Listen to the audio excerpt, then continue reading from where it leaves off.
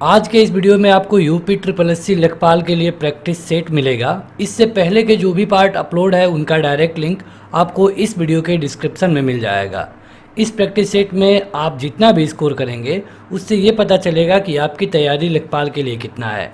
Video शुरू करें उससे पहले इसी तरह की अपडेट और फ्री टेस्ट के लिए इस ऐप को डाउनलोड करें, जिसका डायरेक्ट लिंक वीडियो के डिस्क्रिप्शन में और पहले कमेंट बॉक्स में मिल जाएगा। इस वीडियो को लाइक करने के साथ चैनल को जरूर सब्सक्राइब करें, उसके बाद बेल आइकन दबाएं, उसमें ऑल सेलेक्ट करें इसी तरह की बेहतरीन वीडियो सबसे पहले पाने के लिए। तो शुरू करते हैं। देखिए, जैसा पेपर आने वाला है उस तरह का ये प्रैक्टिस सेट होगा। यहाँ पे कुल मिला के 100 क्वेश्चन होंगे। 25 क्वेश्चन ग्राम समाज और विकास से होगा, 25 क्वेश्चन गणित से होगा, 25 क्वेश्चन सामान्य ज्ञान से होगा और 25 क्वेश्चन हिंदी से होगा। आपको अपने क्वेश्चन का जो उत्तर है हमें कमेंट करके बताते रहना है कमेंट बॉक्स में। जो भी इससे पहले वाले वीडियो अपलोड हैं उनका डायरेक्ट लिंक वीडियो के डिस्क्रिप्शन में या फिर चैनल के प्लेलिस्ट में आप जा कर के देख सकते हैं। यहाँ पे देखिए, हिंदी से हम शुरू करते हैं और क्वेश्चन आ चुका है। यहाँ पे आप क्वेश्चन देखिए और अपना उत्तर तुरंत कमेंट करके बता दीजिए। जैसे कि पहला का आपके हिसाब से कौन सही होगा वो आपको कमेंट करके बताना है। शुरू करते हैं। क्वेश्चन है कि जिस समास के पदों में विग्रह नहीं होता है वो क्या होता है। देखिए, वैसे तो आप देखेंगे तो समास मतलब विग्रह, समास में अधिकतर ऐसे समास होते हैं जहाँ पे विग्रह ही होता है, जैसे कि माता पिता, मतलब इस तरह और भी है, जैसे कर्मधारय में, तत्पुरुष में। लेकिन अव्ययी भाव समास एक ऐसा समास है जिसमें विग्रह नहीं होता है। इसमें आ, अनु, यथा, आवत ये सारे शब्द आते हैं, उन्हें हम अव्ययी भाव समास कहते हैं। दूसरा है कि सूर्योदय किस संधि का उदाहरण है। सूर्योदय, सूर्योदय ये संधि से क्वेश्चन है, तो इसका जो पहले संधि विच्छेद आप जानिए क्या होगा। तो सूर्योदय का होगा सूर्य धन उदय, सूर्य धन उदय, और ये होता है गुण स्वर संधि में। स्वर संधि में जो 5 भाग होते हैं, दीर्घ, गुण, वृद्धि, यड़ और अयादि, इसमें से ये गुण संधि है। तीसरा है कि निम्नलिखित में से कौन सा शब्द पुल्लिंग है, बताइए। सड़क, किताब, दही, नाक, बताइए कौन सा सही है। जो भी आपको सही लगता है तुरंत कमेंट करके बता दिया करिए। पुल्लिंग पूछा गया है तो सड़क, किताब, नाक नहीं है। सही उत्तर होगा आपका दही। देखिए, ये जो दही वाला क्वेश्चन है ना, बहुत बार आपके विभिन्न परीक्षाओं में पूछा गया है। निम्न में से कौन सा शब्द अविकारी नहीं है, अविकारी नहीं है, बताइए। विकारी मतलब वो होता है कि यहाँ पे देखिए ऐसा शब्द जिनका मतलब जिनका कोई भी जेंडर से असर नहीं पड़े। तो यहाँ पे देखेंगे इधर, यहाँ, उधर, तो ये तीनों हैं, तीनों हैं, और ये इसके लिए सही उत्तर होगा ऑप्शन नंबर पहला, हाथी। पांचवा है कि निम्न में से कौन सा शब्द अनिश्चित संख्यावाचक विशेषण नहीं है। अनिश्चित संख्यावाचक विशेषण, अनिश्चित संख्यावाचक विशेषण क्या होता है, मतलब कि संख्या बताई गई होगी, जैसे कि वहाँ पे इतने लोग थे, लेकिन अनिश्चित मतलब कि वहाँ पे निश्चित नहीं होगा, पता नहीं होगा कि 2 हैं, 4 हैं, 10 हैं, तो ये निश्चित नहीं होगा। तो अनिश्चित है कुछ, सब कुछ, कई, ये अनिश्चित है। लेकिन जो 10 है ये अनिश्चित नहीं है। और क्वेश्चन में पूछा भी गया था कि जो नहीं है उसी को बताइए, यानी कि सही उत्तर होगा 10। तो यहाँ पे कुछ, कई, सब कुछ ये एक अनिश्चित संख्यावाचक विशेषण है। लेकिन अगर 10 को आप करेंगे तो यहाँ पे पता है 10 मतलब 10, तो ये एक निश्चित संख्यावाचक विशेषण है। अगला है कि निम्न में से कौन जातिवाचक संज्ञा का उदाहरण नहीं है। देखिए, जातिवाचक संज्ञा में क्या होता है, जिससे कि पूरी जाति का बोध हो। जैसे कि अगर हम कहते हैं कुत्ता, ठीक है, तो ये हो गया जातिवाचक। अगर हम कहते हैं टॉमी, अगर किसी कुत्ते का नाम टॉमी है तो ये हो जाएगा व्यक्तिवाचक, ठीक है। अगर हम कुत्ता कहेंगे तो ये जातिवाचक, मतलब सभी कुत्तों को हम कुत्ता कह देते हैं। लेकिन अगर किसी के कुत्ते का नाम टॉमी है तो हम टॉमी कहते हैं, तो यह एक व्यक्तिवाचक हो गया। उसी तरह कहा गया है कि कौन जातिवाचक संज्ञा का उदाहरण नहीं है, तो इसके लिए सही उत्तर होगा भारत, क्योंकि भारत एक देश है। अगर हम यहाँ पे ये कहते हैं कि देश, तो देश एक जातिवाचक हो जाएगा। औरत एक जातिवाचक है, सभी औरतों को हम औरत कहते हैं, सभी विद्यार्थी को विद्यार्थी कहेंगे। इसी में से अगर हम किसी विद्यार्थी का नाम ले लें, जैसे कि राम, तो ये क्या हो जाएगा, ये व्यक्तिवाचक हो जाएगा। लेकिन अगर हम विद्यार्थी कहेंगे तो ये जातिवाचक है, जो कि पूरे जाति का बोध कराता है। निम्न में से कौन एक तत्सम शब्द है? तत्सम, तत्सम मतलब कि संस्कृत के समान, तद्भव मतलब कि संस्कृत से निकला हुआ। तो बताइए, तत्सम कहा गया है और इसके लिए सही उत्तर होगा आपका औरत। अगला है कि किस स्वर का कोई मात्रा या फिर चिन्ह नहीं होता है? कौन सा ऐसा स्वर है जिसमें कोई मात्रा और चिन्ह नहीं होता है? इनमें से, तो इनमें से अगर आप देखेंगे तो आपको पता चल जाएगा कि यह है अ, इसमें कोई मात्रा नहीं होती है। बिहार की राजधानी पटना किस बिहारी बोली क्षेत्र में स्थित है? मतलब कि पटना में कौन सी बोली बोली जाती है? बताइए, इनमें से बताना है आपको। हिंदी का क्वेश्चन है, थोड़ा सा टफ क्वेश्चन इस तरह से बनता है। ये है मगही। कौन सा? मगही। आगे बढ़ते हैं और यह है 10वां क्वेश्चन कि 4 दिन की चांदनी, अब इसके आगे होता है फिर अंधेरी रात। यहाँ पे ये जो मुहावरा है इसका सही अर्थ क्या होगा? 4 दिन की चांदनी फिर अंधेरी रात,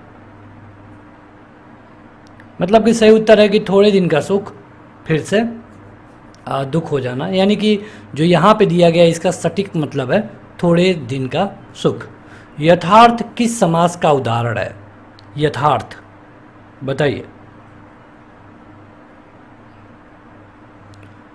तो यथार्थ किसका है? तत्पुरुष का तो बिल्कुल नहीं है, क्योंकि तत्पुरुष में आप देखते हैं कर्ता ने कर्म को करण से, कर्मधारय का भी नहीं है क्योंकि इसमें उपमेय में विशेषण का रोल होना चाहिए। द्विगु नहीं है क्योंकि यहाँ पे कोई नंबर गेम नहीं है, तो इसलिए ये सही हो जाएगा अव्ययी भाव समास। अव्ययी में क्या होता है? अनु, यथा, आवत, ये सारे शब्द आते हैं तो उसे हम अव्ययी भाव समास कहते हैं। मुंह तोड़ शब्द में कौन सा समास है? मुंह तोड़,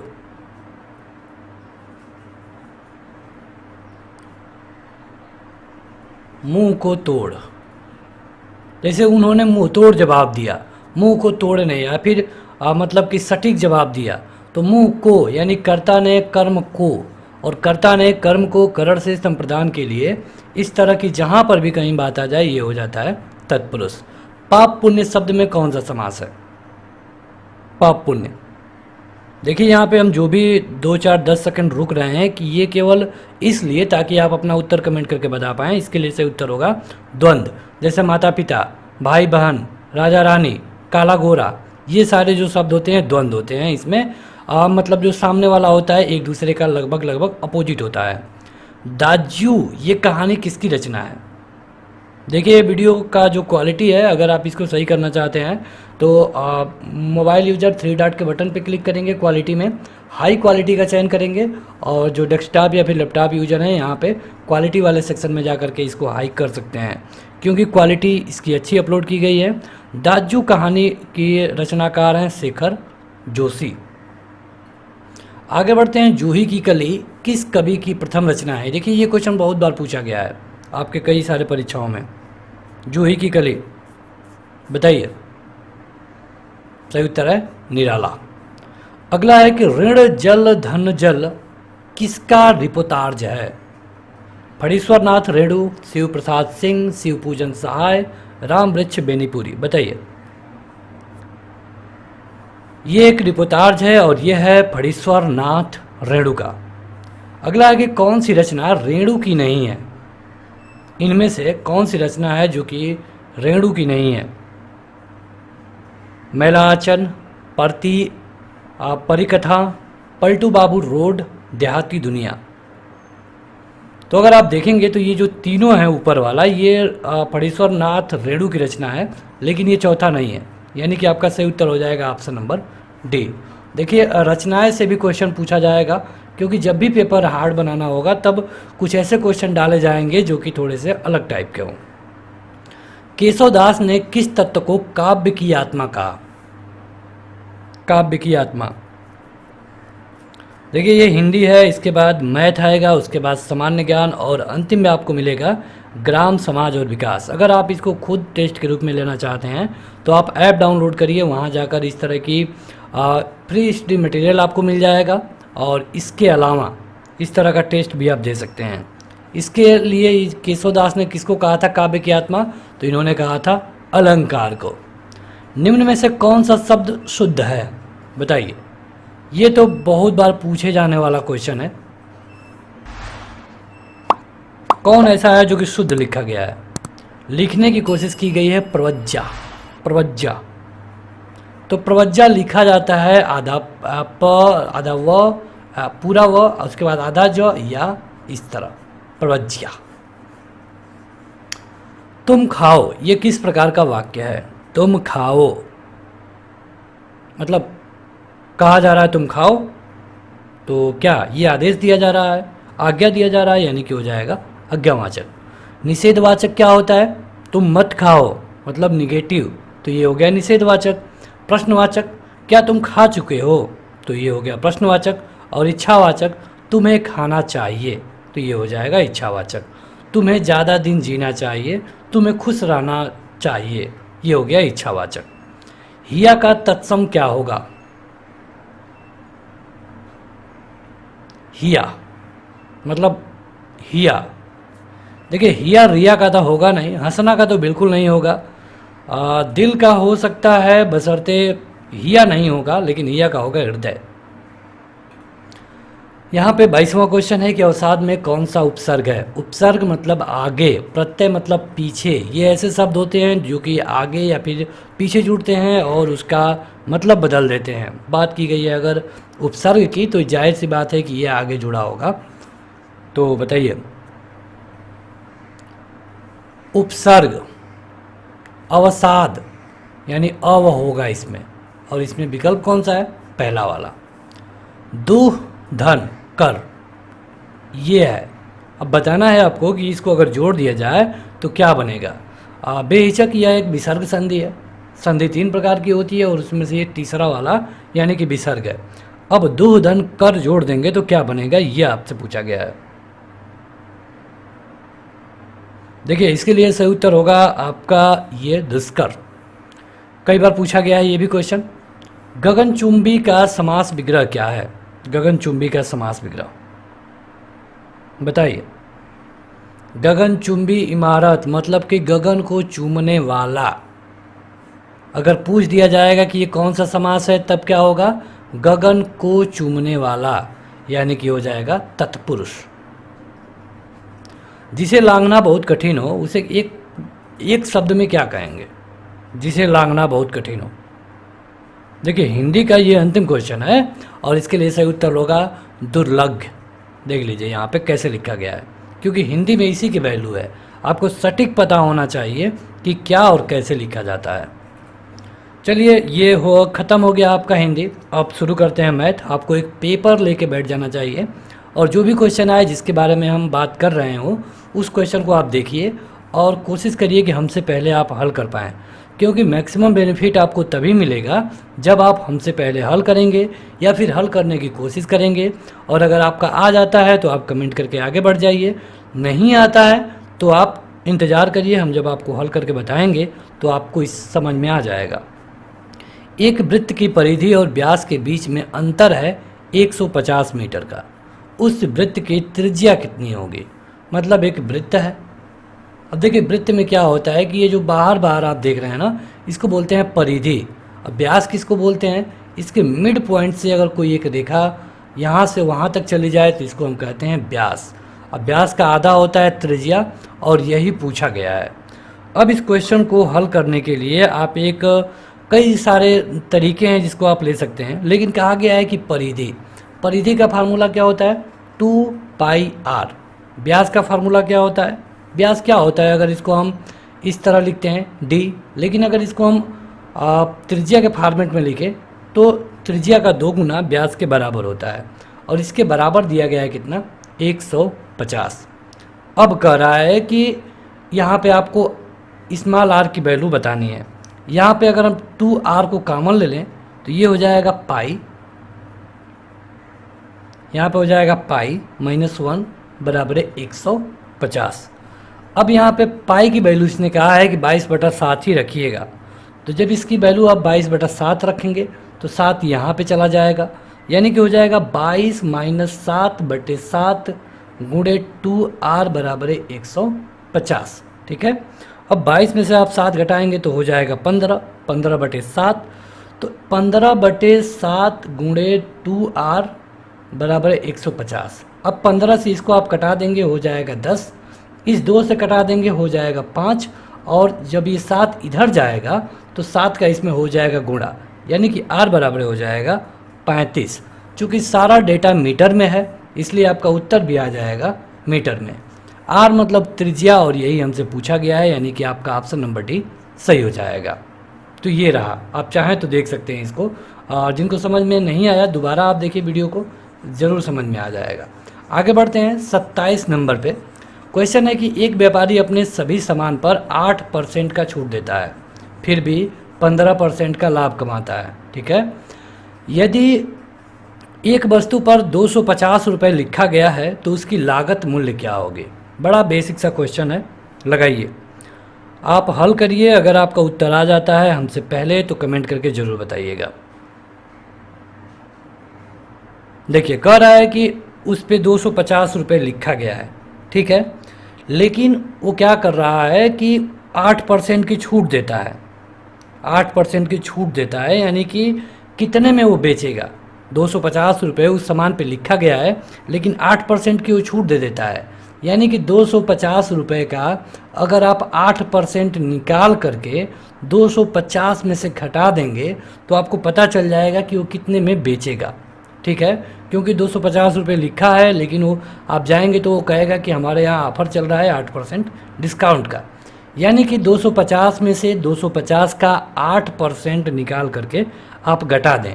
या फिर आप इसको ऐसे भी लिख सकते हैं, इसको 250 और 8% घटा करके 92 गुणे 100 बराबर है कितना? ठीक है, तो इसको अगर आप कैलकुलेट करें तो ये इससे कैंसिल हो जाएगा, 5 दूना के 10, 5 25, और इसको कर देंगे तो हो जाएगा 46, यानी कि आपका हो जाएगा लगभग 6 5 30, 230 रुपये। यानी कि वस्तु का दाम लिखा है 250 रुपये, बेचेगा 230 रुपये में। लेकिन एक पॉइंट यहाँ पर है कि जब ये 230 रुपये में बेचेगा फिर भी 15% का लाभ कमाएगा। तो यहाँ पे आप देख सकते हैं कि यहाँ पे आप थोड़ा सा मतलब कॉमन सेंस का यूज करके भी हल कर पाएंगे कि 15% का लाभ कमाता है, 230 है, यानी कि 200 रुपये में ख़रीदा होगा। 200 रुपये का अगर आप 15% निकालेंगे तो ऑटोमेटिक आपको पता चल जाएगा कि ये 30 आएगा। तो इस तरह आप लगा सकते हैं, ये थोड़ी एक कॉमन सेंस है। इतना तो होना ही चाहिए परीक्षा में, तभी आप ज़्यादा तेज़ी से हल कर पाएंगे। और अगर आप फार्मूले से हल करना चाहते हैं तो आप करेंगे कि 230 रुपये गुणे 100, और कितना परसेंट कमा रहा है? 15, यानी कि 100 धन 15। तो इस तरह आप हल करेंगे तभी आपका सही उत्तर आ जाएगा 200, यानी कि 200 रुपये का उसने ख़रीदा है, बेच देगा 230 रुपये में, लिखा है 250 रुपये, 8% की छूट भी मिल गया और 15% वो लाभ भी कमा लिया।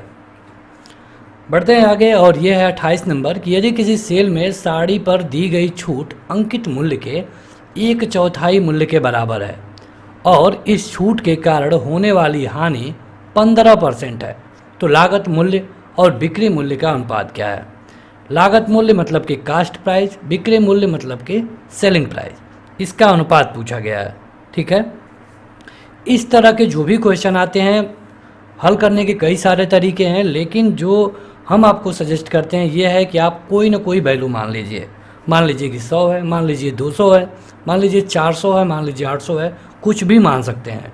जितना बड़ा मानेंगे उतना कैलकुलेशन में झंझट होगा, मतलब बड़ा बड़ा कैलकुलेशन आएगा, तो 100 ही मानिए।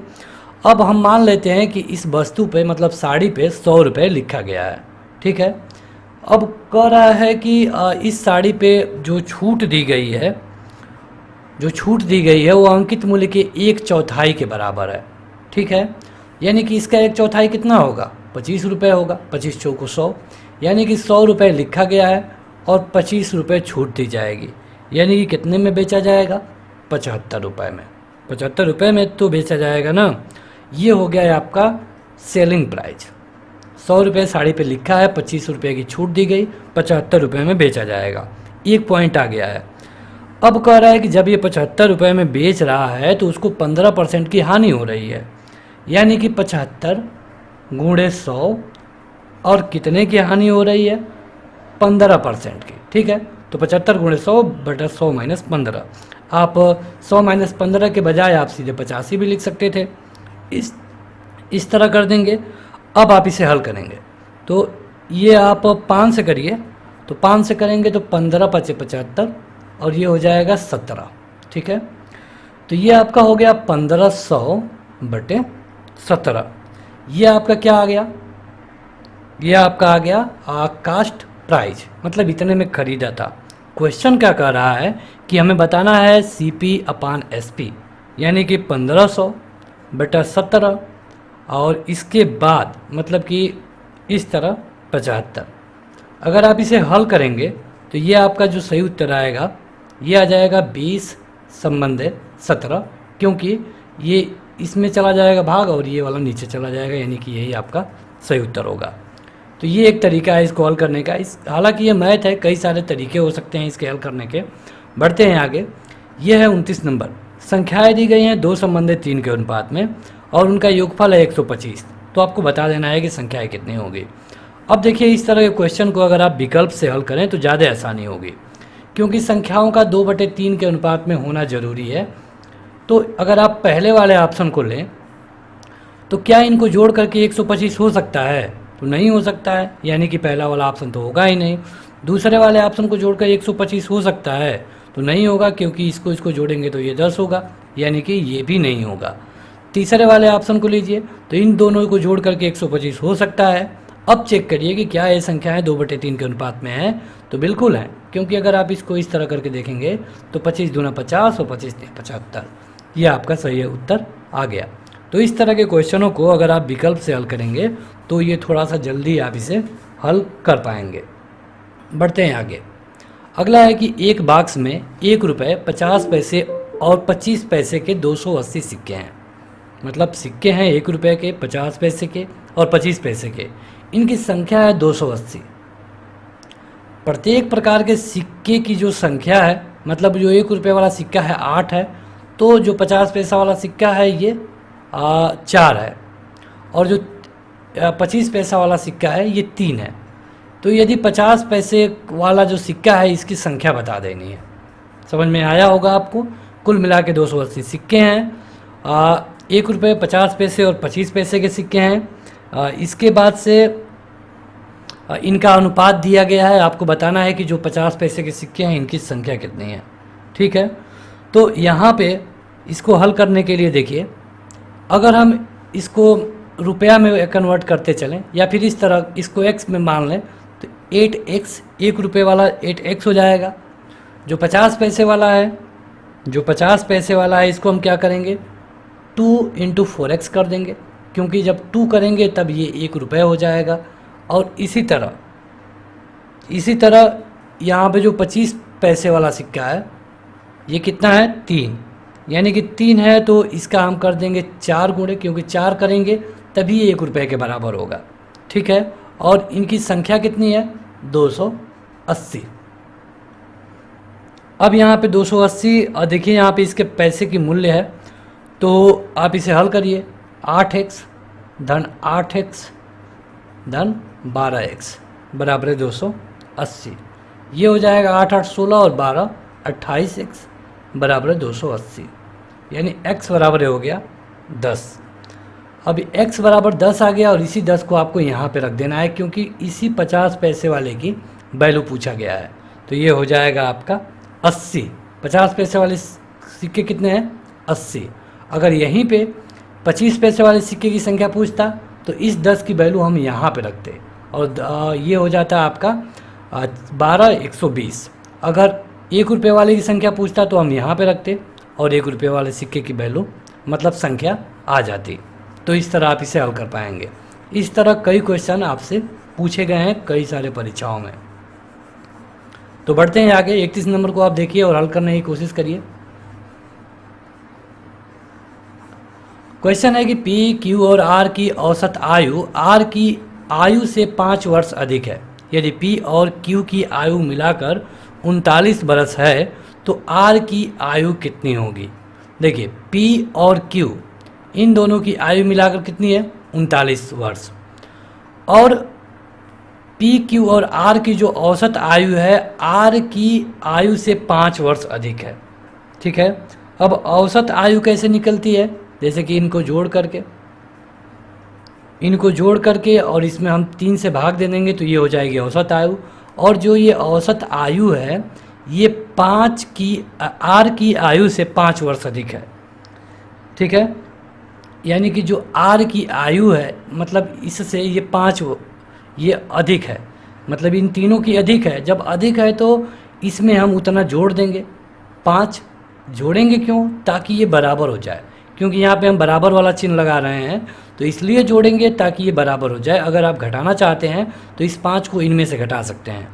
अब अगर आप इसे हल करेंगे तो ये हो जाएगा P plus Q plus R बराबर है 3R प्लस 5 15। अब यहाँ पे P और Q की वैल्यू P प्लस Q की वैल्यू आपको पहले से पता है, ये है 39। तो इस R को आप इधर ही रहने देंगे, इस R को माइनस कर लेते हैं और 15 और माइनस कर देते हैं 39। अब आप इसको करेंगे तो ये हो जाएगा 2R, इसको अगर आप करेंगे तो कितना हो जाएगा 24।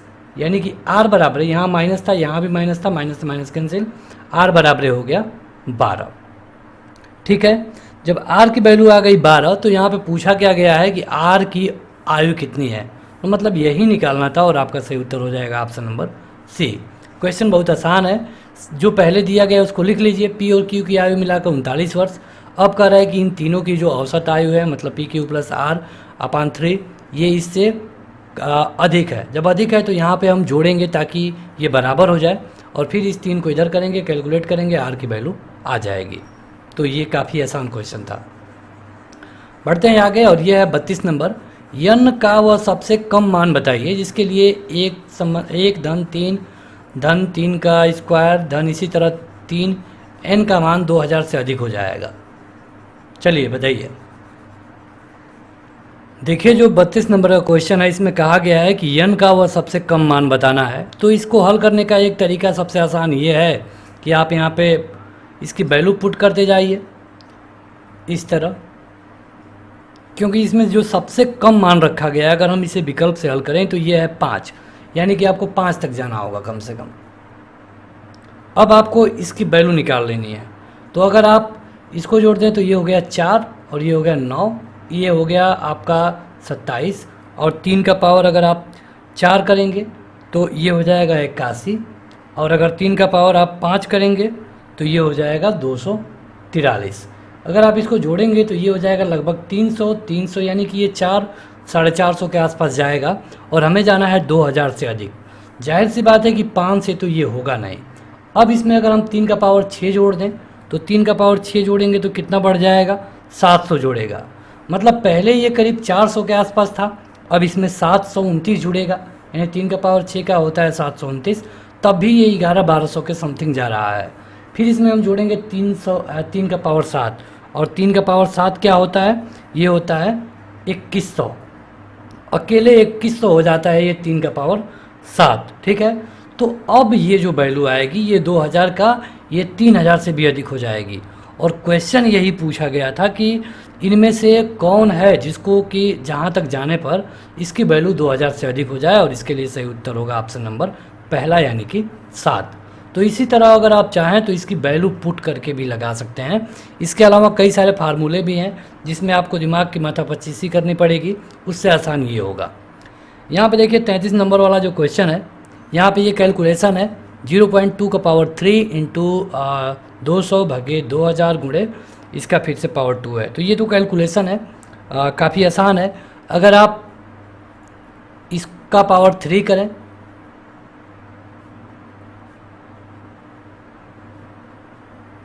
इस तरह, कैलकुलेशन वालों को वैसे आपको खुद ही हल करना चाहिए क्योंकि इसमें कोई ट्रिक नहीं है।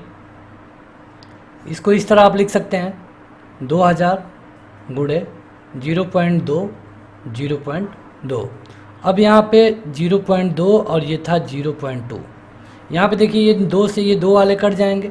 ठीक है, यहाँ पे इससे ये कट जाएगा, बच जाएगा कितना, नीचे 10 और यहाँ बचा है 0.2। यानी कि अगर आप इसे इस तरह लिखें कि 0.2/10, अगर इसको आप 2/100 भी लिख सकते हैं, यानी कि 1/50, जो आपका उत्तर होगा 1/50 होगा। अगला है कि 34 नंबर, 19, 23, 29, 37, 43, 46 और 47 अनुक्रम की संख्याओं में से जो विषम है उसे बताइए। मतलब यह एक सीरीज दी गई है, आपको बताना है कि कौन सा नंबर इसमें से गलत है। देखिए ये रीजनिंग टाइप का ये क्वेश्चन है। अगर आप देखेंगे ध्यान से 19, 23, 29, 37, 43, 46, 47, तो ये क्या हो रहा है? हमारे हिसाब से इसमें सही उत्तर होगा 46। और 46 इसलिए क्योंकि अगर आप 46 को छोड़ दें तो बाकी संख्याएं अभाज्य है। अभाज्य वे संख्याएं होती हैं जो खुद और एक के अलावा किसी और से नहीं कटती हैं। जैसे 19, 23, 29, 37, 43 ये खुद से और एक के अलावा किसी से नहीं कटेंगी, लेकिन 46 कटेगा 23 से, 2 से। तो ये आपका सही उत्तर होगा ऑप्शन नंबर डी। बढ़ते हैं आगे, और यह है 35 नंबर का क्वेश्चन कि ए और बी दो पाइप अलग अलग एक टैंक को 2 घंटे 3 घंटे में भर सकते हैं। दोनों पाइपों को एक साथ खाली टैंक में खोल दिया जाए तो टैंक कितने समय में भरेगा? काफ़ी आसान क्वेश्चन है। ये भर रहा है 2 घंटे में, बी भर रहा है 3 घंटे में। दोनों का एलसीएम कितना होगा? तो हो जाएगा 6। अगर इसको आप करेंगे तो ये हो जाएगा 3 और ये हो जाएगा 2। 6 लीटर का पूरा टैंक है और दोनों को मिला देने पर 1 घंटे में कितने भर देंगे? 3 लीटर और 2 लीटर, 5 लीटर। यानी कि 6 लीटर का पूरा टैंक है और 1 घंटे में ये लोग कितना भर देंगे? 5 लीटर। यानी कि अब कह रहा है कि कितना बच जाएगा 1 घंटे बाद? तो लगभग 1 लीटर बाकी रहेगा। ठीक है, यानी कि 1 लीटर के लिए 5 से, यानी एक में अगर आप 60 करेंगे और 5 से भाग देंगे तो आपका उत्तर आ जाएगा 12। यानी कि सही उत्तर होगा 1 घंटे 12 मिनट। इस तरह भी आप कर सकते थे 6/5 और गुणे 60 करके। बढ़ते हैं आगे, अगला है 36 नंबर का। ये काफ़ी आसान क्वेश्चन था, जरूर समझ में आया होगा। जिसको नहीं आया है आप रिवाइज करके वीडियो को देख लीजिएगा। आगे बढ़ते हैं तो अगला क्वेश्चन है कि एक त्रिभुज का परिमाप दिया गया है 54 और उसकी भुजाएं दी गई हैं 5, 6 और 7 के अनुपात में। तो आपसे पूछा गया है कि त्रिभुज का क्षेत्रफल बता दीजिए। देखिए इन तीनों को जोड़ करके दिया गया है कितना? 54 और इनका अनुपात है 5, 6 और 7। तीनों को जोड़िए, 6, 7, 13, 5, 18 और 18 x बराबर हो गया 54। यानी कि x की वैल्यू कितना आ गई? 3। यानी कि जो ये वाली वैल्यू है ये 15 है, ये 18 है और ये 21 है। 3 का गुणा कर दिए हैं। त्रिभुज का यही मतलब भुजाओं की संख्या है। एक भुजा है 15, एक भुजा है 18 और एक भुजा कितना है? 21। अब कह रहा है कि अब जो आ गया तो यहाँ पे बताना है कि इसका क्षेत्रफल क्या होगा। देखिए इसके लिए हम आपको फार्मूला बता देते हैं और आप इसे खुद हल करिएगा। जब किसी भी त्रिभुज की तीनों भुजाएं ज्ञात हो और कोई समकोण वाला या फिर समद्विबाहु वाला फार्मूला ना लगता हो, तब जो आपको फार्मूला लगाना चाहिए, ये लगाना चाहिए S minus A, S minus B, S minus C. जहाँ पर यस क्या है? तो तीनों भुजाओं का योग, यानी 15, 18 और 21/2। तो यहाँ पे आपको तीनों को जोड़ करके 2 से भाग देना है। जो भी आएगा उसको इस फार्मूले के हिसाब से अपना क्षेत्रफल निकालना होगा। देखिए परीक्षा में इस तरह के भी क्वेश्चन आएंगे ताकि आपका समय ले सके। अगला है 37 नंबर की एक समलंब की 2 समांतर भुजाओं की लंबाई है 6 और 8 सेंटीमीटर। समलंब है। समलंब में क्या होता है कि 2 इसमें जो भुजाएं होती हैं ये समांतर होती हैं, जैसे ये वाली और नीचे वाली ये समांतर है। ठीक है, अब इनकी लंबाई दिया है, इसकी 6 दिया है, इसकी 8 दिया है। यदि समलंब की ऊंचाई 4 सेंटीमीटर हो, मतलब जो ये दिया गया है ये 4 सेंटीमीटर दिया गया है, तो आपको बता देना है कि इस पूरे समलंब का क्षेत्रफल कितना होगा। ठीक है, तो ये काफ़ी आसान क्वेश्चन है क्योंकि इसके लिए जो फार्मूला होता है ये होता है 1/2 भुजाओं का योग इंटू भुजाओं के बीच की दूरी 1/2। भुजाएं दी गई हैं, समांतर भुजाएं कौन कौन है? 6 और 8 और इनके बीच की दूरी कितनी है? 4। यानी हो जाएगा 8 से 14 और 14 दूना के 28। यही आपका उत्तर होगा 28 वर्ग सेंटीमीटर। ध्यान दीजिएगा दोनों 28 है, तो पहला वाला 28 इसलिए नहीं होगा क्योंकि यह केवल सेंटीमीटर में है। और जब हम क्षेत्रफल निकालते हैं तो ये हमेशा वर्ग में आता है, मतलब सेंटीमीटर वर्ग, मीटर वर्ग, जो भी होगा वर्ग में आएगा। अगर हम आयतन निकालेंगे तो ये हमेशा क्यूब में आएगा। तो परीक्षा में ये आपको थोड़ा सा परेशान कर सकता है। बढ़ते हैं आगे, और ये है 38 नंबर।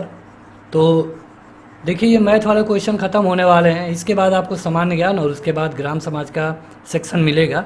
स्पेशली आप ग्राम समाज देखना चाहते हैं तो हमने वीडियो के डिस्क्रिप्शन में टाइम फ्रेम दे दिया है, वहाँ से आप जा सकते हैं।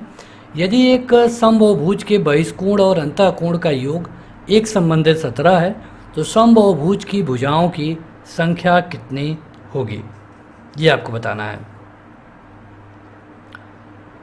देखिए अंतःकोणों का योग कितना होता है, पहले आपको ये पता होना चाहिए। तो पहले हम निकालते हैं कि अंतःकोणों का फार्मूला क्या होता है।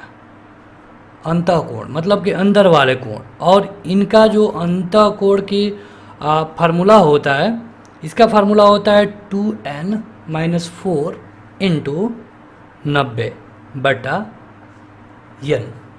बाह्यकोण का फार्मूला क्या होता है, बाह्यकोण का फार्मूला होता है 360/n।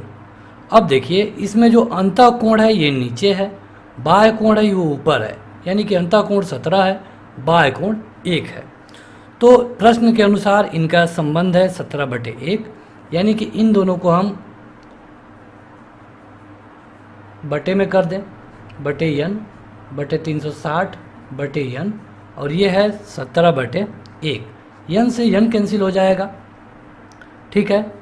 अब इसको अगर आप ये यहाँ पे चला जाएगा, इससे अगर आप भाग देंगे तो 4 हो जाएगा। इसमें से अगर आप 2 को कॉमन ले लें तो n-2 हो जाएगा और ये 2 हो जाएगा, यानी कि जो बचेगा ये होगा n-2/2 17/1, ठीक है। अब आप करेंगे तो ये हो जाएगा n-2 बराबर है, ये हो गया 34, और n की वैल्यू क्या हो जाएगी 36। अब यही पूछा गया था कि उसकी भुजाओं की संख्या कितनी है, तो ये हो जाएगा 36। इस क्वेश्चन में आपको सीखने वाला क्या था, तो ये फार्मूला, क्योंकि ये फार्मूला आपसे कई बार पूछा जाएगा। आगे बढ़ते हैं, तो ये है 39 नंबर का कि एक साइकिल के पहिए का व्यास जो टायर सहित है ये है 56 सेंटीमीटर। पहिया 2.2 किलोमीटर की दूरी तय करने में कितनी बार घूमेगा। ये बड़ा मतलब पुराना क्वेश्चन है, कई बार कई परीक्षाओं में ये क्वेश्चन रिपीट हुआ है सेम इसी तरह का। तो देखिए एक चक्कर में जो पहिया की दूरी होगी वो कितनी दूरी होगी, मान लीजिए ये पहिया है, जब ये पहिया एक चक्कर लगा देगा, मतलब कि यहाँ से फिर यहाँ तक आ जाएगा, तो ये कितनी दूरी तय करेगा, अपने परिधि के बराबर है।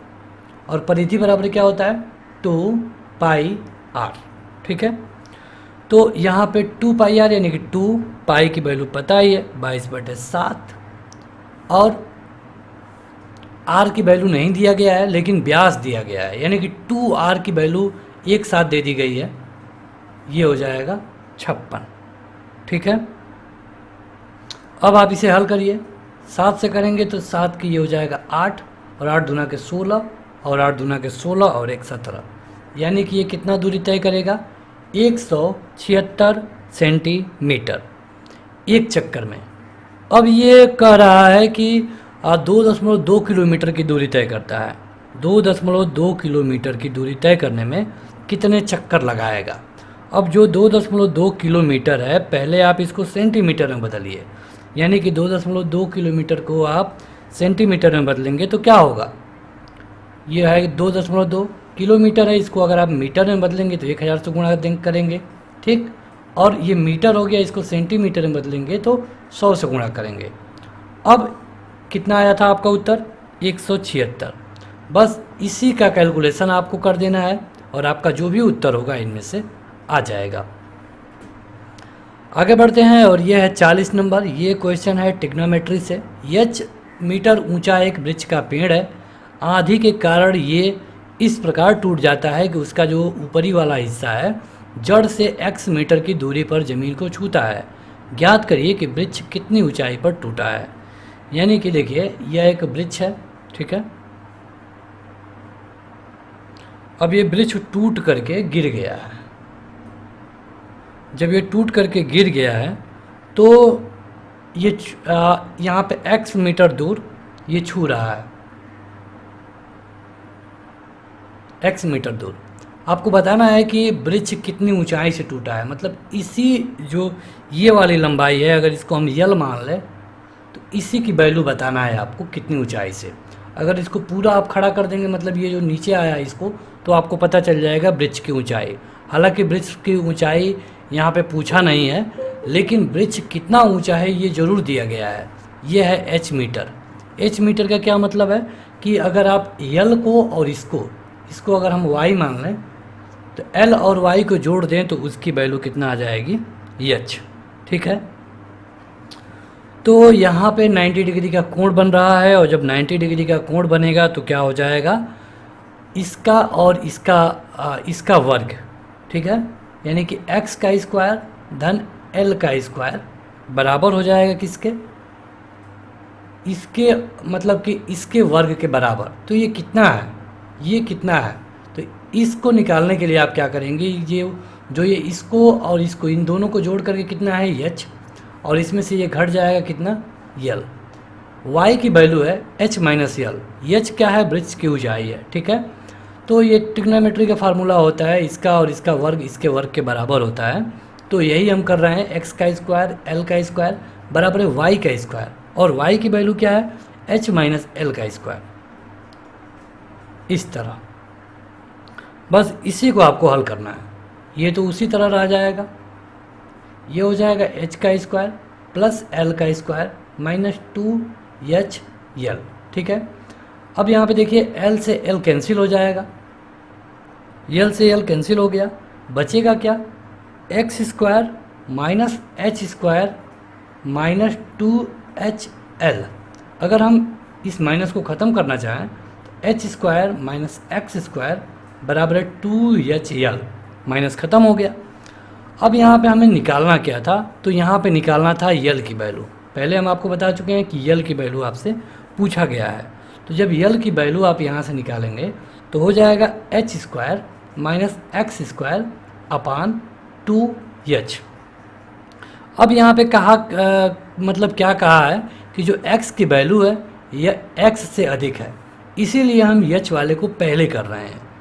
अब यहाँ पे आपको विकल्पों को अनुसार हल करना चाहिए, क्योंकि अगर आप विकल्प देखेंगे तो आपका जो विकल्प है ये आ चुका है, और ये है ऑप्शन नंबर डी, यही आपका उत्तर होगा। ये थोड़ा एक्स वाई के चक्कर में थोड़ा सा बड़ा हो गया है, लेकिन इसको हल करने का यही एक अच्छा तरीका है। इसके और सारे तरीके हो सकते हैं, लेकिन जो अच्छा था हमने आपको बता दिया है।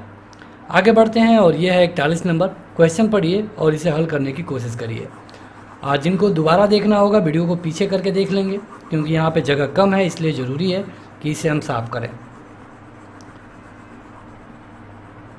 चलिए, क्वेश्चन है कि यदि X square plus A B plus B एक पूर्ण वर्ग है, ए और बी के बीच में निम्नलिखित में से कौन सा संबंध सही है। देखिए, अगर आप इस 41 नंबर को देखेंगे तो इसके हल करने का बस एक ही तरीका बच रहा है, और यह है विकल्प से। अगर आप विकल्प से हल करेंगे तो जल्दी हो जाएगा। बाकी भी तरीके हैं, लेकिन अगर आप विकल्प से करें तो ज़्यादा जल्दी हो जाएगा। जैसे कि पहला, दूसरा, तीसरा, इसमें जो भी आपको विकल्प ज़्यादा सुलभ लगता है उससे हल करिए। और हम शुरू करते हैं विकल्प डी से। यहाँ पे विकल्प डी में क्या लिखा गया है, ए स्क्वायर बराबर है 4b, यानी कि अगर हम इसको ए कर लें तो ये हो जाएगा 2√b। ये हम एक विकल्प से शुरू कर रहे हैं, और ये विकल्प है चौथा। अब यहाँ पे देखिए क्वेश्चन दिया है एक्स स्क्वायर प्लस ए एक्स प्लस बी। अब यहाँ पे एक जगह पे हम इसको रख देते हैं, यानी कि एक्स स्क्वायर धन 2√b इंटू एक्स, और इस b को हम लिख देंगे √b का स्क्वायर। देखिए, √b का स्क्वायर करेंगे तो ये b हो जाएगा, क्योंकि इस अंडर से अंडर कैंसिल हो जाता है।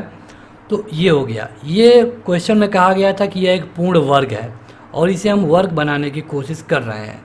अब यह फार्मूला हो गया A square plus 2ab plus B square, यानी कि ये हो जाएगा x प्लस √b और इसका स्क्वायर। यह इसी का एक वर्ग है। ठीक है, तो यहाँ पे आप देखेंगे कि यह एक पूर्ण वर्ग बन चुका है, और पूर्ण वर्ग बनने में कौन सा ऑप्शन काम किया, तो चौथा। तो यानी कि चौथा आपका सही उत्तर हो जाएगा। जब आप इसे हल करेंगे और आपको पता नहीं कि कौन सा उत्तर होगा, तब किसी और विकल्प को लेंगे तो इसका सही उत्तर नहीं आएगा, लेकिन जब चौथे को आप लेंगे तो आपका सही उत्तर आ जाएगा। 42 नंबर है कि दो संख्याओं का औसत 8 है, अन्य 3 संख्याओं का औसत 3 है, इन पांचों संख्याओं का औसत क्या होगा। मतलब दो संख्याओं का औसत 8 है, यानी पूरी संख्याओं का योग कितना होगा, तो 16 हो जाएगा। 3 संख्याओं का औसत 3 है, तो इनका योग कितना हो जाएगा, 9 हो जाएगा। कुल मिला के 2 और 3 5 संख्याएँ हैं, योग हो गया 25। अब औसत निकालना है तो संख्याएं से भाग दे दीजिए और आपका उत्तर हो जाएगा 5। ऑप्शन नंबर बी बिल्कुल वन लाइनर क्वेश्चन है, आप चाहे तो इसको देख कर भी विकल्प से भी हल कर सकते थे। 43 नंबर है कि एक व्यापारी को एक वस्तु बेचने पर 10% की हानि होती है। यदि वस्तु का लागत मूल्य 15 रुपये है तो वस्तु की विक्रय मूल्य क्या लिखा गया है। मतलब कि उसको 15% की हानि हो रही है। तो अगर आप थोड़ा सा अगर कॉमन सेंस का यूज करेंगे तो आसानी से आप बता सकते हैं कि इसका उत्तर यही होगा। लेकिन अगर आप हल करना चाहते हैं तो हल भी कर सकते हैं, क्योंकि 10% की हानि होनी है तो 15 रुपये लागत मूल्य है। ठीक, 15 रुपये लागत मूल्य है और इसका 10%, तो 15 का 10% कितना होगा, 1.5। 15 रुपये में ख़रीदा है और इतनी हानि हो जा रही है, यानी कि 13.5। ये आपका उत्तर होगा। यही तो है ना क्वेश्चन में कहा गया कि 10% की हानि होती है, 15 का 10% निकाल दिए हैं और 15 में से घटा दिए हैं, आपका उत्तर आ गया। यहाँ पे देखिए क्वेश्चन थोड़ा सा अलग हो सकता था। अगर यहाँ पे कहा गया होता कि 20% का लाभ होता है यहाँ पे, तब आपका क्या उत्तर होता, आप हमें कमेंट करके बताइए। अगर ये क्वेश्चन कुछ इस तरह होता कि एक व्यापारी को एक वस्तु बेचने पर 20% का लाभ होता है, यदि वस्तु की लागत मूल्य 15 रुपये है तो वस्तु की विक्रय मूल्य बताइए। अगर आप लगा सकते हैं तो कमेंट करके बताइएगा कि 20% लाभ पर आपका उत्तर क्या होगा। बाकी काफ़ी आसान क्वेश्चन है ये। योगिता और श्यामला को 20% के लाभ पर एक प्लाज्मा टीवी बेचना है। श्यामला ने उसे दीपा को 10% के लाभ पर बेचा। देखिए पहले योगिता बेचती है श्यामला को 20% के लाभ पर, फिर श्यामला उसे दीपा को 10% के लाभ पर। दीपा को प्लाज्मा टीवी के लिए 33,000 रुपये का भुगतान करना पड़ा। तो बताइए कि योगिता के लिए प्लाज्मा टीवी की लागत मूल्य क्या थी। 2 बार लाभ लिया गया है और जब भी 2 बार लाभ लेने वाली बात आए तो आपको कौन सा फार्मूला हल करना चाहिए, a + b + ab/100, यानी कि 10 धन 20 धन 10 गुणे 20 यानी कि 200/100। ये हो गया 2 0 से 2 0 कैंसिल, 32, यानी कि इस पर 32% का लाभ लिया गया है। ठीक है, अब जब 32% का लाभ ले लिया गया है तो ये कितना हो गया है, 33,000। यानी कि हम ये मान लें कि x का 132/100, 32% लाभ मतलब 132 ही होगा, बराबर है 33,000। अब आप x की वैल्यू निकाल लीजिए, ये हो जाएगा 33,000/132 और गुणे 100। अब 33,000 में 132 से भाग देना है तो कितना आ जाएगा, भाग दे के आप देखिए, ये आ जाएगा 250 और इसमें 100 से गुणा करना है, यानी कि 250 गुणे 100 यानी कि हो जाएगा 25,000, यानी कि आपका सही उत्तर होगा 25,000। तो इस तरह आप लगा सकते हैं। ये वाला जो फार्मूला है इसी तरह के लिए होता है कि जब 2 बार कोई हानि हुई हो, 2 बार कोई लाभ लिया गया हो, एक बार लाभ लिया गया हो, एक बार हानि ली गई हो, तो इस तरह भी आप लगा सकते हैं। a + b + ab/100 ये फार्मूला होता है। तो यहाँ पे जो हम x की वैल्यू रखे हैं ये योग्यता के लिए रखे हैं और यही इस क्वेश्चन में बताना भी था। 45 नंबर है कि ABC की जो भुजा BC है इसको D तक बढ़ा दिया जाता है यदि ACD बराबर है 120 डिग्री और ABC बराबर है हाफ CAB, तो ABC का मान बताना है। देखिए इसको हम बनाने की कोशिश करते हैं। ठीक है, ये है A और इसकी वैल्यू हमें नहीं पता है। ठीक है। इसके बाद से ये है बी, इसकी भी वैल्यू नहीं पता है, और ये है सी। अब कह रहा है कि इस बी सी को डी तक बढ़ा दिया गया है, ये पॉइंट है डी। अब ए सी डी का मान दे दिया गया है 120, और कह रहा है कि ए बी सी मतलब ए बी सी यानी कि ये वाला जो कोण है सी ए बी यानी कि सी ए बी इस कोण का आधा है, इस कोण का आधा है, यानी कि ये 2 थीटा हो जाएगा और ये थीटा हो जाएगा। अब देखिए जब ये 120 है तो ये कितना हो जाएगा, ये 60 हो जाएगा। अब त्रिभुज के तीनों कोणों का योग 180 होता है, यानी कि 60 धन 2 थीटा धन थीटा बराबर है 180। अब थीटा की वैल्यू आप निकाल देंगे तो ये हो जाएगा 160 पहले घट जाएगा 120 और ये 3 से भाग दे देंगे, ये हो जाएगा 40। अब थीटा की वैल्यू आ गई 140। अब कह रहा है कि ए बी सी की मान बताइए। ए बी सी का आप मान बताना है, यानी कि ए बी सी यानी थीटा की मान बताना है। आपका सही उत्तर हो जाएगा 40। अगर यहीं पे क्वेश्चन में सी ए बी का मान पूछ लिया होता तब क्या होता, यह है 2 थीटा यानी 2 × 40 यानी कि 80, लेकिन पूछा है इसका मान जो कि होगा 40। ये ऑप्शन नंबर डी सही होगा। आगे बढ़ते हैं और ये है क्वेश्चन नंबर 46।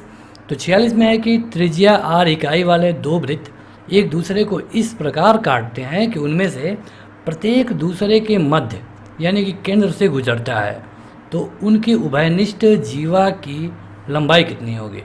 मतलब कि एक ये है और एक ये है, इसका केंद्र यहाँ पे है, इसका केंद्र यहाँ पे है, और इनमें जो ये जो जीवा है ना इसी की लंबाई पूछा है, इसी की लंबाई पूछ दिया है। तो इस तरह के क्वेश्चन को हल करने के लिए अगर आप हल करेंगे तो देखिए यहाँ पे जो त्रिभुज बनेगा यह एक समबाहु त्रिभुज बनेगा। इस तरह एक थोड़ा नीचे लिखना पड़ रहा है इसलिए ये सही से नहीं बन रहा है, फिर भी इसे कोशिश करेंगे कि अच्छे से बने। ये समबाहु त्रिभुज का फार्मूला लगाएंगे क्योंकि ये समबाहु त्रिभुज बनेगा ही बनेगा। और कारण क्या है समबाहु त्रिभुज बनने का, तो समबाहु त्रिभुज बनने का कारण है कि जो दोनों त्रिभुज हैं दोनों की त्रिज्याएं सेम है।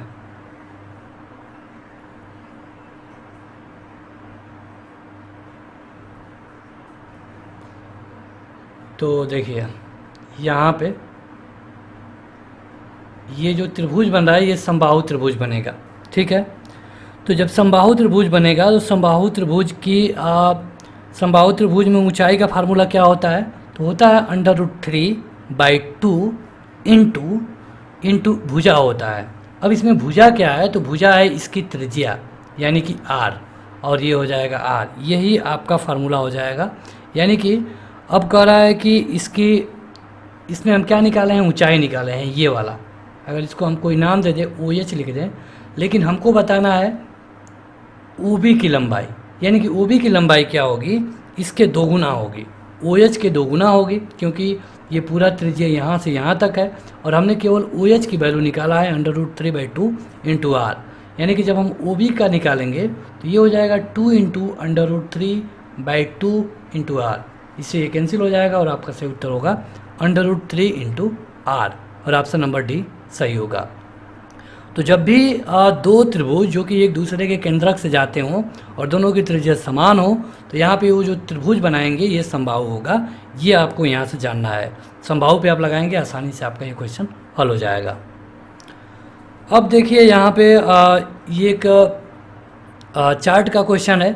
यहाँ पे एक कॉलेज में बीकॉम के जो छात्र हैं इनके 3 ईयर का परिणाम दिया गया है। जो प्लेन वाला है ये फर्स्ट है, जो ये पॉइंट वाला है तीसरे साल का है, ये दूसरे साल का है, और ये फेल वाले हैं। अब यहाँ पे देखिए लगाना है आपको कि 47 नंबर का क्वेश्चन पहले आप हल करते हैं कि 2008 में उत्तीर्ण छात्रों का परसेंटेज क्या था। 2008 में कितने लोग पास हुए, तो जितने लोग पास हुए 2008 में उनकी संख्या पहले देखिए। ये लोग पास हुए हैं मतलब यहाँ से लेके यहाँ तक, और इनकी संख्या कितनी है 50। इसके अलावा ये लोग भी पास हुए हैं, ठीक है, ये इनकी संख्या कितनी हो गई? 70। ठीक है, क्योंकि यहाँ से और यहाँ तक ये लोग भी पास हुए हैं, तो इनकी संख्या कितनी हो जाएगी? 180 से लेकर के कहाँ तक है? 120, यानी 60। ठीक है, ये पहले मतलब कि प्रथम श्रेणी है, ये सेकेंड और ये थर्ड, इतने लोग पास हुए हैं। ठीक है, अब कह रहा है कि जब इतने लोग पास हो गए हैं तो इनका परसेंटेज क्या था। तो परसेंटेज क्या होगा? 130 और 50, 180। कुल कितने लोग थे? 240। पास कितने हो गए? 180। तो परसेंटेज कितना हो जाएगा? 180 बटे 240 गुणे 100। इससे ये कट जाएगा, 6 से करेंगे 3 और ये होगा 4, इससे करेंगे हो जाएगा 25, यानी कि 25 तियाँ हो जाएगा 75। यानी कि 47 वाले का जो सही उत्तर होगा ये होगा 75%। आपने पीईटी में देखा ही था, इस तरह के क्वेश्चन पूछे गए थे, तो वही है, ग्राफ का ये क्वेश्चन है, लेकिन उतने हार्ड नहीं है जितने कि पीईटी में ज़्यादा कैलकुलेशन था, यहाँ पे उतने कैलकुलेशन नहीं है। 2006 में जो थर्ड डिवीज़न के कैंडिडेट हैं, इनकी संख्या कितनी है? उत्तीर्ण छात्रों की संख्या कितनी है थर्ड डिवीज़न वाले में? तो 2006 में तृतीय श्रेणी वाले ये हैं और इनकी संख्या है 60। ठीक है, क्योंकि 80 से शुरू होकर 140 पे ख़त्म हुआ है, 60। कुल छात्र कितने हैं? 170। तो 60, चूँकि यहाँ पे परसेंटेज नहीं बताना है, बस उत्तर ही बता देना है, सही उत्तर हो जाएगा ऑप्शन नंबर बी, क्योंकि यहाँ पे बताना था कितने लोग हैं, तो 60 होंगे, क्योंकि 80 से शुरू हुआ है और 140 पे ख़त्म हो गया है। कह रहा है कि किस वर्ष में बीकॉम के कॉलेज का परिणाम सर्वश्रेष्ठ रहा? सर्वश्रेष्ठ कब रहेगा? सर्वश्रेष्ठ कब रहेगा? सर्वश्रेष्ठ आप तब कह सकते हैं जब अधिक से अधिक लोग पास हों। ठीक है, ये है 49 नंबर का क्वेश्चन। तो यहाँ पे अगर हम देखेंगे कि किस में अधिकतर लोग पास हुए हैं, तो परसेंटेज आपको निकालना होगा, क्योंकि यहाँ का हम परसेंटेज निकाल चुके हैं, 75% लोग पास हुए हैं। इसमें आप निकाल के देखिए, तो यहाँ पे है 30 और यहाँ पे हो जाएगा आपका 60 और यहाँ पे हो जाएगा 80 से लेके 150, 70, ये हो जाएगा 90 और 90 और 70 160, यानी कि 190 में से 160 लोग पास हुए हैं। ठीक है, 190 में से 160 लोग पास हुए हैं, तो जाहिर सी बात है कि यहाँ पे ज़्यादा लोग पास हुए हैं। अगर यहाँ पर हम देख लें तो यहाँ पर 20 और यहाँ पे हो गया 60 और 60, यानी 120, 140, 170 में से 140 लोग पास हुए हैं। तो किस में ज़्यादा लोग पास हुए हैं, किस में पास होने का परसेंटेज सबसे ज़्यादा है, तो आप देखेंगे तो यही होगा, क्योंकि इसका परसेंटेज निकालेंगे आप तो ये काफ़ी हाई होगा। इसका परसेंटेज अगर आप निकालते हैं तो ये हो जाएगा 1400 बगे, ये हो जाएगा करीब 82% के समथिंग। तो ये सबसे ज़्यादा है, यानी कि 2006 आपका सही उत्तर होगा। तो बढ़ते हैं आगे, और ये होगा मैथ का अंतिम क्वेश्चन, और ये होगा 50वां। कितने परसेंट छात्र 2007 में प्रथम श्रेणी में पास हुए हैं? 2007 प्रथम श्रेणी में पास हुए हैं केवल 30। और कितने परसेंट, कुल कितने छात्र थे? 190, और 190 में से 30, यानी 30 बटा 190 गुणे 100। इससे आप कर लेंगे, ये हो जाएगा 300 और 300 बटे 19, यानी कि जब आप भाग देंगे तो कौन है जिसमें कि बटे में 19 दिया है, तो आप देख सकते हैं कि यही एक ऑप्शन है जिसमें नीचे 19 है और यहाँ पर आपका 19 है, यानी कि आपका सही उत्तर सी वाला होगा। आप चाहें तो बिना हल किए आगे जा सकते हैं, क्योंकि किसी के नीचे 19 नहीं है, तो आपका उत्तर होगा सी। अगर आप हल करना चाहते हैं तो 300 और ये 19 से भाग दीजिएगा, आपका उत्तर आ जाएगा। तो ये रहा मैथ के 25 क्वेश्चन। अब शुरू होता है सामान्य ज्ञान, और आपको करना क्या है, क्वेश्चन देखना है और विकल्प, और अपना उत्तर तुरंत कमेंट करके बता देना है। एक्सरे की खोज किसने की? एक्सरे की खोज एकदम सीधा सीधा क्वेश्चन है। ये किया गया था W.K. रोजंटन के द्वारा। प्राचीन सिक्कों पर बीड़ा बजाते हुए किसको दिखाया गया है? हिंदू राजा होना चाहिए, बताइए। सौभाग्य से यहाँ पे जितने भी ऑप्शन हैं सभी हिंदू हैं, तब बताइए। समुद्रगुप्त, इनको भारत का नेपोलियन भी कहा जाता है। नेपोलियन क्यों कहा जाता है? क्योंकि कहा जाता है कि इनके जो घोड़े थे ये काफ़ी दक्षिण तक गए थे। किसने कहा था कि स्वराज मेरा जन्मसिद्ध अधिकार है और मैं इसे लेकर रहूँगा? बताइए। बड़ा आसान और अच्छे क्वेश्चन कलेक्ट किए गए हैं। ये है बाल गंगाधर तिलक। चौरी चौरा कांड के बाद गांधी जी ने क्या स्थगित कर दिया? 1922 में स्थगित कर दिया, जिसको 1920 से शुरू किया था। गोरखपुर की घटना है, गोरखपुर यानी कि उत्तर प्रदेश। 22 लोग मतलब 22 पुलिसकर्मियों को एक थाने के अंदर जला दिया गया था और ये था असहयोग आंदोलन। आगे है कि रक्त के ए बी वर्ग वाला व्यक्ति किस व्यक्ति को रक्तदान कर सकता है? 55 नंबर का क्वेश्चन है ये। ए बी माइनस वाला है, ए बी वर्ग, तो ए बी वाला करेगा केवल ए बी को। अगर ओ होता तो ये सबको कर सकता है। अगर ए बी है तो ये सबसे ले सकता है लेकिन दे नहीं सकता है, देगा केवल ए बी वाले को ही। संविधान के तहत निम्न में से कौन सा एक मौलिक अधिकार है? देखिए, पहले मौलिक अधिकार होते थे कितने? 7, बाद में कर दिया गया 6। कौन सा मौलिक अधिकार है उसे हटाया गया, बता सकते हैं आप? यह है संपत्ति का अधिकार। तो यहाँ पे जो क्वेश्चन है उसके मुताबिक आपका सही उत्तर होगा शिक्षा का अधिकार। जवाहर सुरंग किस राज्य में है? ये बड़ा यहाँ से कई क्वेश्चन पूछा जाता है, बताइए। देखिए, इससे फ़र्क नहीं पड़ता है कि आप इस वीडियो को बाद में देख रहे हैं, कभी भी देख रहे हैं तो आप जा करके अपना उत्तर बता सकते हैं। सही उत्तर होगा जम्मू कश्मीर। जम्मू कश्मीर जो कि पहले एक राज्य हुआ करता था, अब एक यूनियन टेरिटरी बना दिया गया है, एक नहीं 2, जिसमें एक लद्दाख है और एक जम्मू कश्मीर है। मंत्री परिषद के पद त्याग करने के लिए मंत्री किसे अपना संबोधन करता है? मतलब अगर मंत्री परिषद रिजाइन करती है तो किसको लेटर लिखेगी? ये लिखेगी प्रेसिडेंट को। महरौली लौह स्तंभ कहाँ पर है?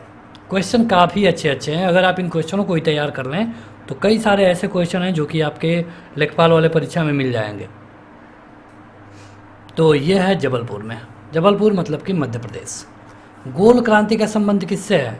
गोल क्रांति, नीली क्रांति, ग्रीन मतलब हरी क्रांति, तो गोल क्रांति है आलू। चलिए एक बता दीजिएगा कमेंट करके, नीली क्रांति किसको कहते हैं?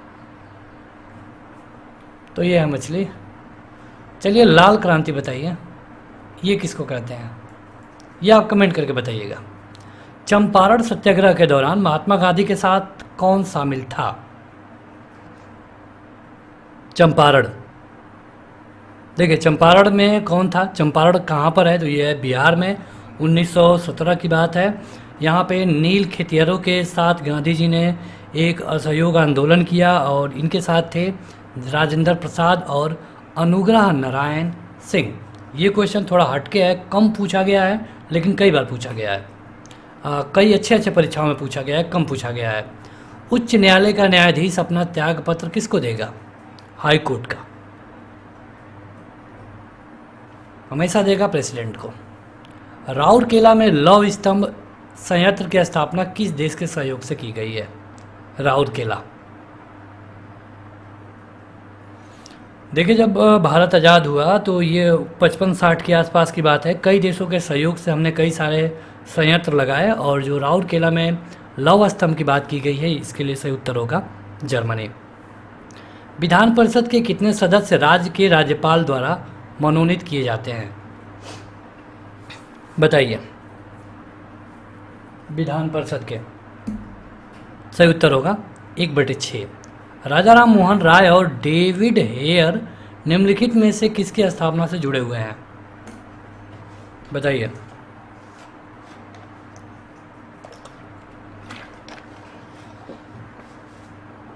देखिए, इसके लिए जो आपका सही उत्तर होगा ये है हिंदू कॉलेज। ओजोन परत कहाँ पे है? काफ़ी अच्छा क्वेश्चन है, अगर आप परीक्षा देते हैं तो आपको पता ही होगा।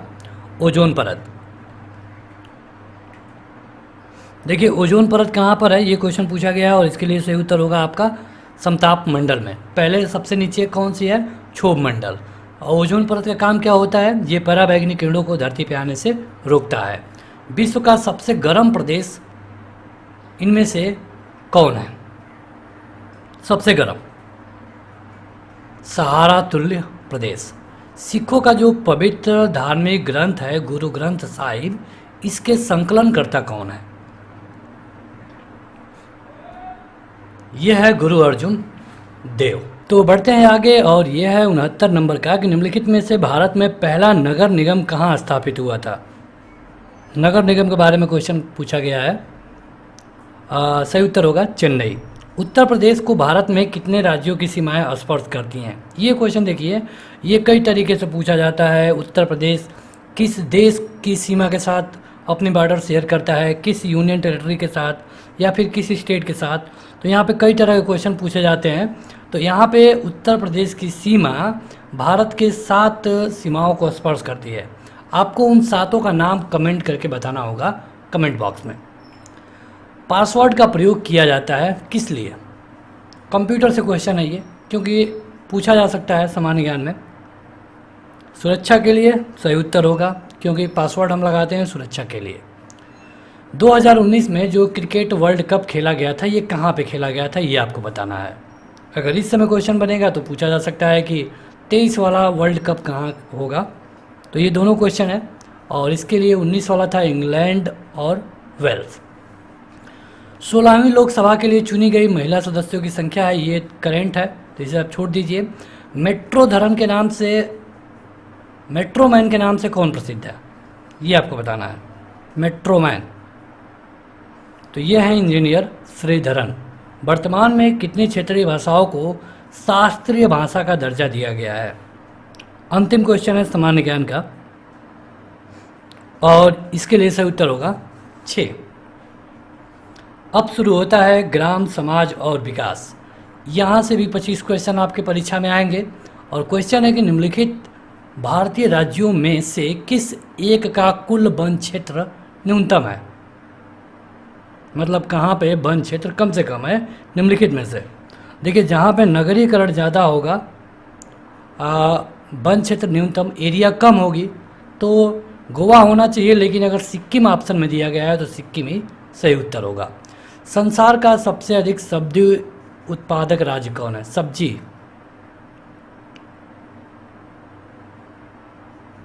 सही उत्तर है भारत। विश्व में सबसे अधिक तिलहन कौन उगाता है? यह है अमेरिका, यूएसए। उत्तर प्रदेश को पूर्व में किस नाम से जाना जाता था? देखिए, यूपी स्पेशल के क्वेश्चन इसी में पूछे जाएंगे। जो ग्राम समाज वाला है, यहाँ पे यूपी स्पेशल के क्वेश्चन होंगे, ये आपको इसी में देखने को मिल सकता है। जैसे कि उत्तर प्रदेश में मछली उत्पादन का परसेंटेज कितना है, यहाँ पे कौन कौन सा इसके लिए संस्थान है। तो पूर्व में इसको किस नाम से जाना जाता था? तो यह है यूनाइटेड प्रोविंस। दुग्ध उत्पादन में उत्तर प्रदेश का कौन सा स्थान है? तो दूध में है पहला। प्रदेश में कृषि नीति को व्यवहारिक रूप से प्रदान करने हेतु प्रयोगशाला से खेतों तक कार्यक्रम किस संस्थान की देन है? ये है पंतनगर विश्वविद्यालय की। उत्तर प्रदेश में भाभर की तंग पट्टी कहाँ पाई जाती है? भाभर की तंग पट्टी ये पाई जाती है तराई क्षेत्रों में। सर टॉमस मुनरो किस भू राजस्व बंदोबस्त से संबंधित थे? ये डायरेक्ट क्वेश्चन है, और इसका उत्तर होगा रैयतवाड़ी बंदोबस्त। ये क्वेश्चन और भी तरीक़ों से पूछा जाता है, जैसे कि रैयतवाड़ी बंदोबस्त के लिए कौन सा वायसराय या फिर गवर्नर संबंधित है? सही उत्तर होगा सर टॉमस मुनरो। विशिष्ट कृषि में किसान अपने जोत से अपनी कुल आयु का कम से कम कितना % प्राप्त करता है? लगभग 50%। केंद्रीय भेड़ और ऊन अनुसंधान संस्थान कहाँ पे है? बताइए। यह है अंबिका नगर में। भारतीय किसानों की वित्तीय आवश्यकताओं की पूर्ति हेतु अल्पकालीन ऋण कितनी अवधि के लिए दिया जाता है? अल्पकालीन ऋण अल्पकालीन मतलब कि कम समय के लिए, और ये होता है कम से कम 15 महीना। अगला है कि कौन सी कृषि पद्धति 21वीं सदी की कृषि हेतु आवश्यक मानी गई है। यह है पारिस्थितिकीय कृषि पद्धति। सबसे अधिक पुष्प उत्पादन करने वाला राष्ट्र कौन सा है, देश कौन सा है फूलों का उत्पादन जो करे, यह है नीदरलैंड। सघन पशु विकास कार्यक्रम कब चलाया गया। जितने भी योजनाएं होंगी केंद्र और राज्य सरकार की, खास करके पंचायती राज से रिलेट करती हों, वो सारे क्वेश्चन आपको इसी में देखने को मिलेंगे। पशु वाले जितने भी क्वेश्चन होंगे, तो सघन पशु कार्यक्रम चलाया गया था 64-65 में। उत्तर प्रदेश पूरे भारत का कितना खाद्यान्न पैदा करता है, पूरे भारत का, चूँकि सबसे अधिक करता है, लेकिन कितना पूरे भारत की अगर हम बात करें, ये करता है लगभग 21%। भारत में मछली उत्पादन में किस क्षेत्र का योगदान सबसे अधिक है। भारत के समग्र मछली उत्पादन में, घरेलू समुद्री में या फिर अंतर्देशीय में या फिर समस्त समुद्री क्षेत्र में। अंतर्देशीय में। राष्ट्रीय ग्रामीण संस्थान कहाँ पर है। देखिए, अगर अभी तक आपने इस वीडियो को लाइक नहीं किया है तो लाइक कर दें। इसी तरह के ढेर सारे टेस्ट आते रहेंगे जो ऑलरेडी अपलोड है, डिस्क्रिप्शन में आपको उनका लिंक मिल जाएगा। ग्रामीण संस्थान है हैदराबाद में। केंद्रीय विपणन समितियों का कार्यक्षेत्र किस स्तर पे होता है। ये होता है जिला स्तर पे। वर्तमान में उत्तर प्रदेश का क्षेत्रफल कितना है वर्तमान में, क्योंकि सन 2000 में इसमें कुछ बंटवारा हुआ था, तो वर्तमान में जो क्षेत्रफल बचा है उसके बारे में क्वेश्चन है, और सही उत्तर होगा 2,40,928 वर्ग किलोमीटर। भारत में हरित क्रांति का जनक किसे माना जाता है। हरित क्रांति का जनक सही उत्तर है MS स्वामीनाथन। और पूरे विश्व में किसको माना जाता है, नॉर्मन बोरलॉग को, लेकिन भारत में MS स्वामीनाथन को। सबसे अधिक ग्रामीण जनसंख्या परसेंटेज किस राज्य में पाया जाता है, मतलब किस राज्य में सबसे ज़्यादा लोग ग्रामीण हैं, मतलब गांव में रहते हैं। सही उत्तर होगा हिमाचल। राष्ट्रीय कृषि वानिकी अनुसंधान केंद्र कहाँ पर है। यह है झांसी में, उत्तर प्रदेश झांसी। उत्तर प्रदेश का निम्नलिखित में से कौन सा जिला दक्षिण के पठारीय भाग के तहत नहीं आता है। सही उत्तर है आगरा। उत्तर प्रदेश के दक्षिण में स्थित पठारीय भूभाग को किस नाम से जाना जाता है। इनमें से ये 99 नंबर है, और सही उत्तर होगा बुंदेलखंड पठार। अगला और अंतिम क्वेश्चन कि उत्तर प्रदेश निम्नलिखित में से किन अंशांशों और देशांतरों के मध्य स्थित है। ये क्वेश्चन काफ़ी अच्छा है, कई बार पूछा गया है। भारत के बारे में भी पूछा जाता है, उत्तर प्रदेश के बारे में यहाँ पे पूछा गया है। तो ये है 23 डिग्री 52 मिनट उत्तरी अक्षांश, 30 डिग्री 28 मिनट उत्तरी अक्षांश तथा इतनी डिग्री पूर्वी देशांतर के बीच में, यानी कि इसके लिए जो पहला वाला विकल्प है ये सही होगा। तो बस आज के इस वीडियो में इतना ही। वीडियो को लाइक करने के साथ कमेंट करके बताइए कि आपके कितने क्वेश्चन लगभग सही थे। इसी तरह के वीडियो के लिए वीडियो को लाइक करने के साथ चैनल को जरूर सब्सक्राइब करें। Thank you.